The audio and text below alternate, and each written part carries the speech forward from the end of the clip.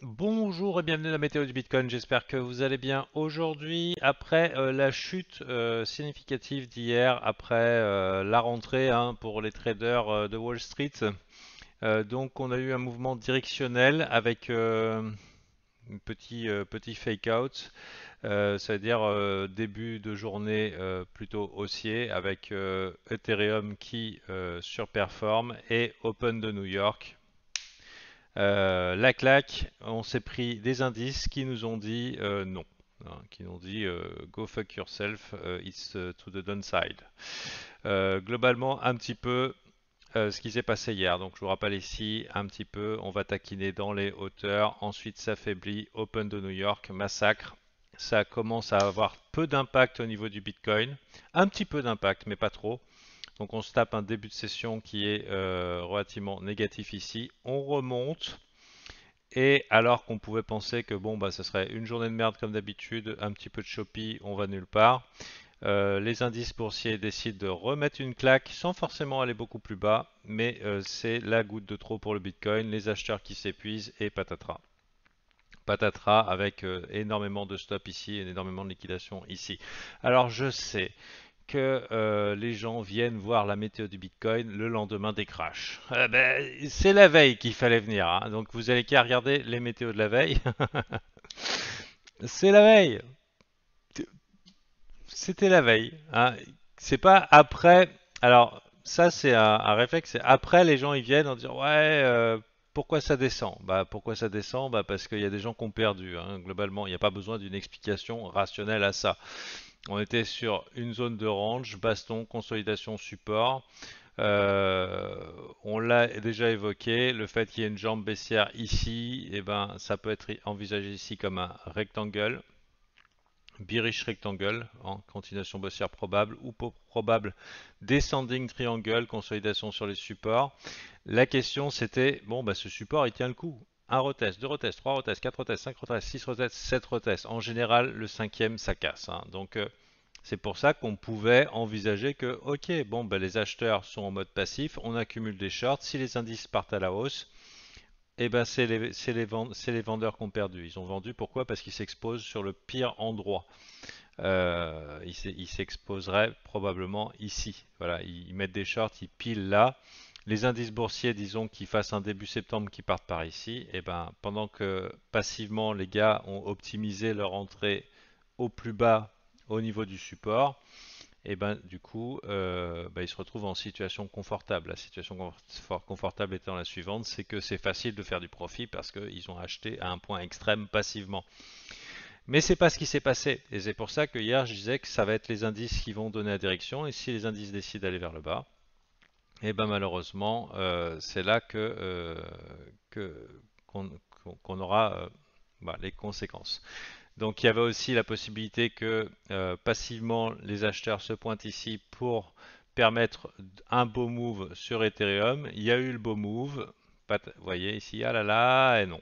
Non. Ici, complètement cassé sur le Bitcoin. C'est exactement, par le Bitcoin, c'est exactement la météo de la veille. C'est pour ça que le job, ça consiste à anticiper, à se préparer aux différents scénarios, mesurer les probabilités, accepter que le marché fasse des surprises, mais ce n'était pas vraiment une surprise, hein. Comme indiqué hier, c'était Tendax du Slipax. Et donc voilà. Donc sachez qu'à chaque fois qu'il y a un gros crash, je sais que les vues montent et tout. Malheureusement, je ne peux pas être d'une utilité le lendemain des gros crashs. Pourquoi? Parce que déjà, les gens veulent quoi? Que je colle un bottom une heure après la chute. Si ça va vers le bas, c'est a priori pas haussier, hein. Petite information. Bien sûr, c'est tentant de vouloir acheter le bottom immédiatement. Alors, c'est pas impossible que finalement, après ce long fight ici, il n'y avait pas que des acheteurs, il n'y avait pas que des vendeurs. On va mettre ici les volumes profile. Vous voyez, dans cette zone ici, on a une résistance qui est très marquée, elle est sous les 20 000. Donc 20 000, c'est un chiffre rond psychologique.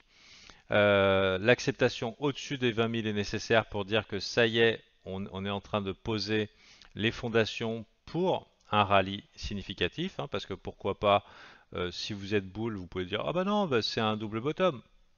Ok, mais je dirais c'est très improbable pour l'instant, tous les boules qui sont là, ils ajoutent aux perdants de ceux qui ont acheté là, qui ajoutent aux perdants de ceux qui ont acheté là. Donc ça commence à faire de l'acheteur coincé. De plus, les indices ont commencé avec directement moins 1% hier en début de session et ça continue à bastonner au niveau de la vente. Et là, on est encore dans le cas où tout va bien, hein. Si jamais ça lâche ici, c'est la cata.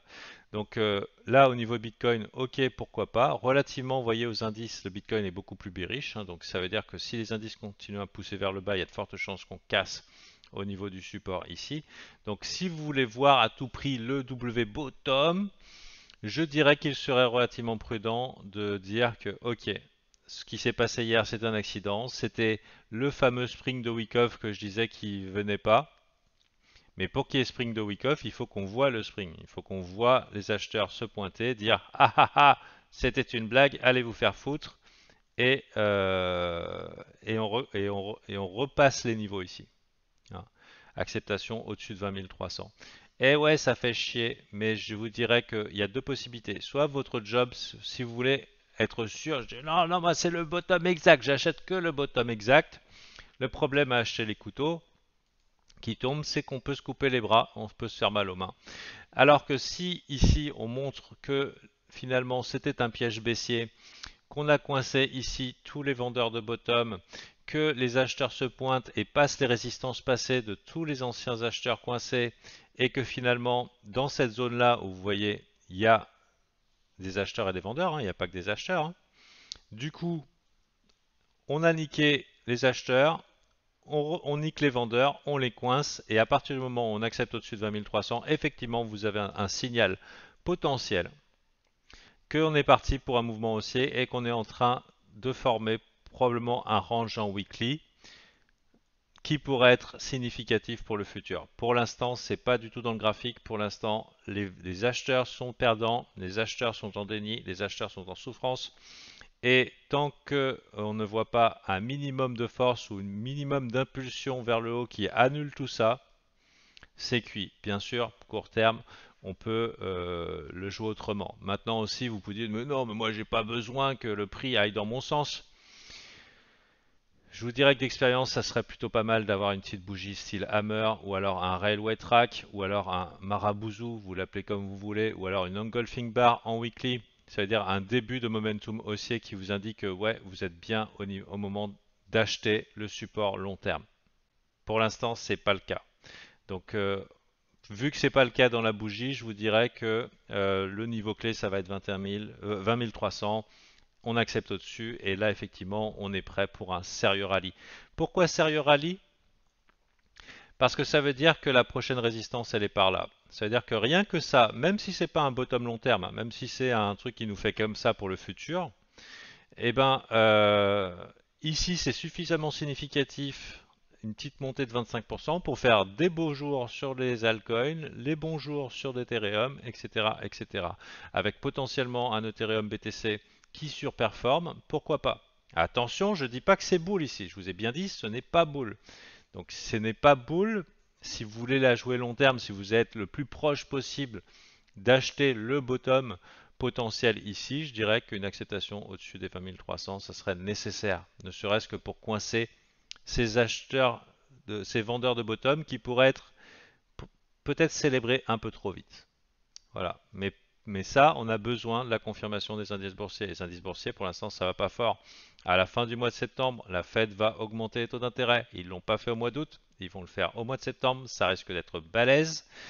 Ça risque d'être dans les 75 BPS. Il y en a qui disent ouais non 50, 75 BPS, on verra bien. Mais même si c'est, allez, disons que l'inflation a pic. On parle de l'inflation tout le temps, partout, hein, comme on parlait du Bitcoin, que c'était le futur à 60 000. Donc là, ça y est, tout le monde a pris le narratif inflation. Est-ce qu'on n'irait pas chercher les lots? Pourquoi pas quelque chose de sympa vers le haut ensuite? Pourquoi pas? Mais je dirais que la probabilité est qu'on continue vers le bas et qu'on arrive à une capitulation finale. Vous voyez le VIX qui est en train d'augmenter. Est-ce qu'on n'aurait pas un jour plutôt méchant avec un VIX qui explose, qui marquerait la fin, en tout cas la capitulation finale de notre bear market? Donc, moi personnellement, j'achète pas ici. Court terme, ça peut éventuellement se jouer, mais ça serait court terme. Et donc là, je vous ai fait une petite analyse long terme avec un niveau clé, une petite bougie à guetter en weekly pour dire, ok, c'est bon, c'est peut-être un début de V-bottom, mais W bottom, et faites bien attention parce que ça c'est pas du tout bien engagé pour ça. Maintenant, je dirais, regardons en 4 heures si vraiment vous voulez être super précis, super chaud. Ok, vous voyez, là, il y a eu, c'est allé très vite, très peu de distribution de volume, c'est de la pure liquidation, ça s'est écrasé, ça s'est craché. Personnellement, si je voulais la jouer court terme, j'irais attendre, pourquoi pas, ici, que certains viennent FOMO short en disant ouais, le crash, parce que bien sûr, à l'approche du point bas, ça peut s'exciter, et éventuellement taper un petit long court terme pour faire quelque chose comme ça. Le marché va essayer d'établir un petit range, mais à mon avis, il va galérer. Voilà. Donc petit long éventuellement ici si vous voulez le tenter, mais personnellement, euh, voilà, ça se joue pas avec un gros risque. Enfin, vous faites bien comme vous voulez, vous démerdez. Moi, je vais le jouer avec un petit risque. Ça, c'est potentiellement. Au-delà de ça, les rebonds potentiellement, les gros rebonds sont des shorts potentiels dans cette zone-là, dans la zone justement qui fait de résistance. Si ce ne sont pas des shorts, sachez qu'il y a des gens qui vont vendre, il y a des gens qui vont short et il y a des gens qui vont edge. Voilà. Pourquoi ils vont edge? Parce qu'on sait que c'est la résistance immédiate et du coup ceux qui n'ont pas réussi et qui ne sont pas sortis de leur position ici rêvent qu'on remonte. Ils n'attendent que ça. Donc je vous dis, hein, tant qu'on n'est pas revenu par ici au-dessus, là c'est globalement baissier. Maintenant il peut y avoir la volatilité et on verra bien. Qu'est-ce que j'ai envie de dire aussi, c'est que regardez un petit peu en 4 heures les Bollinger. On est en dehors de Bollinger. Pour l'instant, c'est très. Alors, ça veut dire qu'on est oversold, mais pour l'instant, c'est très bear. C'est très bear. Il va falloir vraiment que ça se calme au niveau de Bollinger. C'est une vraie cassure. C'est une vraie cassure. Est-ce qu'il y a du volume? C'est une vraie cassure avec volume. Globalement, c'est un break de Bollinger. C'est une vraie cassure. Ça indique quelque chose sur la direction. Donc, se pointer ici avec une Bollinger cassée en disant ouais c'est le bottom, bah ça se tente, hein, ça se tente pour vos raisons qui vous sont propres, mais d'un point de vue price action classique, trading traditionnel du temps longtemps, c'est un petit peu précoce pour dire c'est bon, hein. Bien sûr, il peut y avoir des rebonds de chat mort, mais on va identifier là dans les secondes, les minutes qui suivent, si ça fait sens. Voilà. Qu'est-ce que j'appelle un rebond de chat mort? Tag 0,382. Ça peut être éventuellement une bonne target pour un long. Mais, j'ai envie de dire la chose suivante. Ça donnerait plutôt plus d'intérêt à l'idée de mon trade qui serait quelque chose comme ça. Et je pense que ça sera probablement mon petit play court terme pour la journée. Je vais le sauvegarder et je vais mettre ça en forme pour mon plan du jour. Donc c'est à peu près ce que je vais faire. Et bien sûr, si ça galère, eh ben tant pis, hein, tant pis. Du coup, si l'entrée ça serait là, ça nous ferait un 0,382 plus bas. Voilà. Ouais, ça serait pas déconnant. Ce serait pas déconnant qu'on s'arrête au niveau de la résistance et un petit peu avant. Donc, comment je vais exécuter? Probablement avec un stop un petit peu moins élevé et bien sûr toujours avec l'œil sur les indices. Si les indices perdent les supports, c'est la cata. Voilà, donc ça, potentiellement, ça se trade. C'est mon idée de trade du jour. Maintenant, si on arrive dans cette zone-là, à mon avis, si ça commence à s'exciter, il va falloir envisager un short ou alors simplement attendre, ça coûte rien d'attendre, que les boules gagnent et qu'on accepte ici. Et hop, c'est parti mon kiki, on est bon pour un bon gros rallye de plusieurs semaines. Mais j'y compte pas, pour l'instant je ne compte sur rien à cause de cette Fed à la fin du mois. Autre chose, regardons un petit peu ce qui s'est passé pendant la descente. Bah devinez, pendant la descente, on était sur les supports. Bien sûr, tout le monde se dit ah bah c'est le support, c'est solide, allons-y. Et bah là c'était la fois de trop, les retail qui long à fond, ils long et hop, ils se font défonce. Et ils sont actuellement juste en train de switcher. Il y a une majorité de long encore dans le marché. Euh, Mais bon, à mon avis, pareil, on peut aller beaucoup plus bas pour aller faire dégueuler. J'envisage les 18 000 potentiellement. Donc voilà. Euh, Si vous devez, personnellement, quitte à acheter le bottom, personnellement, j'attends au moins une confirmation en 4 heures au niveau des indicateurs techniques. Voilà. Sinon, les rebonds sont des opportunités de short. Celui-là, je vous en ai parlé comme un, si vous êtes bon, si vous aimez bien le contre-tendance et que vous dites, ah non, mais là, c'est un bon point, support long terme, c'est good et tout. Ok, why not? Mais sinon, vous pouvez faire l'inverse, hein. Vous pouvez dire, ok, je vais tenter celui-là, puisque de toute façon, hop, mettre un stop genre comme ça là. On voit un petit peu à quel point ça s'excite dans cette zone. Si ça va vite, ça va pas vite. Petit stop là. Et puis pourquoi pas aller viser un petit peu plus bas sous les 18 000. Ça c'est notre idée de trade. Donc deux idées de trade ici, mais aussi c'est ok de rien faire et de regarder, hein. Et si vous êtes en position longue et par exemple vous faites pourquoi il est pas bullish et qu'en fait vous avez un long et que vous êtes perdant, moi, je ne vais pas vous donner des conseils d'investissement, mais quand on est obligé d'espérer, hein, quand on est obligé d'avoir de la hope dans son trade, eh ben, probablement que c'est un mauvais trade. Rien ne vous empêche de revenir un petit peu plus tard, hein. Euh, voilà quoi. Parce que plus ça s'éloigne de vous, et là ça commence à piquer, on a fait une chute de 5%, plus ça s'éloigne de vous et moins c'est rattrapable. Une autre chose, c'est ajouter à ses perdants. Si vous êtes tenté d'ajouter à vos perdants, sachez que vous n'êtes pas seul. Je ne peux pas savoir si vous ajoutez à vos perdants ou si vous êtes en train de holder une position de longue parce que je ne fais que du court terme en ce moment. J'attends de voir des signaux clairs pour du long terme. Pour l'instant, je ne les ai pas. Il n'y a rien qui dit que c'est bon long terme. Donc je fais du court terme pendant cette période-là. À partir du moment où je fais du court terme, je peux pas dire ouais je suis solidaire avec vous et je sais ce que les gens y pensent parce que je hold un perdant, je suis dans un long et ça se passe mal, j'ai envie d'ajouter, je sais pas. Donc là je vous renvoie à vous-même. Est-ce que vous êtes dans un long? Est-ce que vous êtes acheteur? Est-ce que vous êtes en train de holder des perdants? Si vous êtes en train de holder des perdants, est-ce que vous avez envie d'ajouter à votre perdant? S'il y a ces trois composantes, à mon avis, vaut mieux couper, hein. Si vous n'êtes pas capable d'encaisser une petite perte, vous pourrez probablement vous arrêterez quand vous encaisserez la merde de toutes les pertes. Voilà, donc tout perdre. Ça serait con, hein. Et c'est l'adage en trading qui dit cut your losses. Donc cut, voilà. À la Rambo, hein, ça fait mal, on se recoue, on met de la poudre, on fait et hop, c'est reparti mon kiki. Donc voilà, c'est tout le bien que je vous souhaite. Bien sûr, autre chose, si jamais le marché remonte, il dit, ah, j'avais raison, il connaît rien ce mec et tout.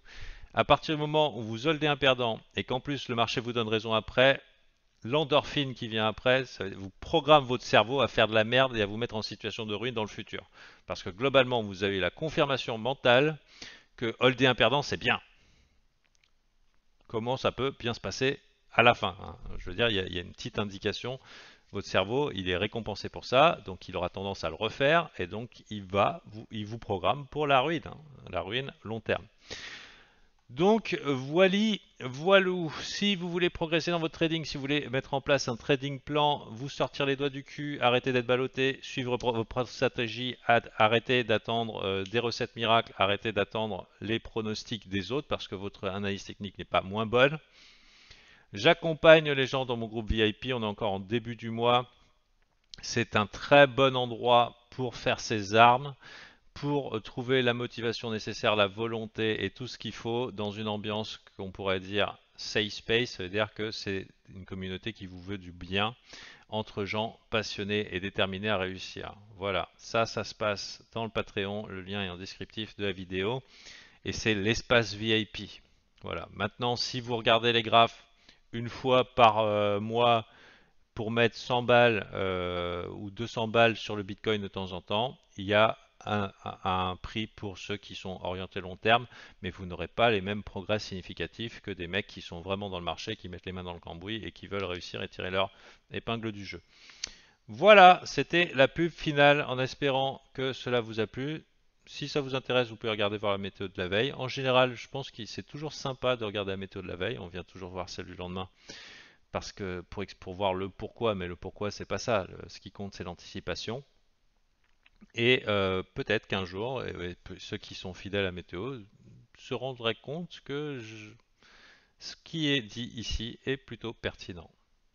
Alors bien sûr, il y a des fois le marché va nulle part. Dans ce cas-là, on est obligé d'identifier des niveaux avec plusieurs scénarios possibles. Et il y a des fois, il y a des plays de haute probabilité où je pose mes couilles sur la table et je dis non, non, haute probabilité, c'est cette direction ou cette direction. Et là aussi, ça vaut le coup de le regarder parce que j'engage ma crédibilité. Allez, sur ce, bonne journée à vous et à la prochaine.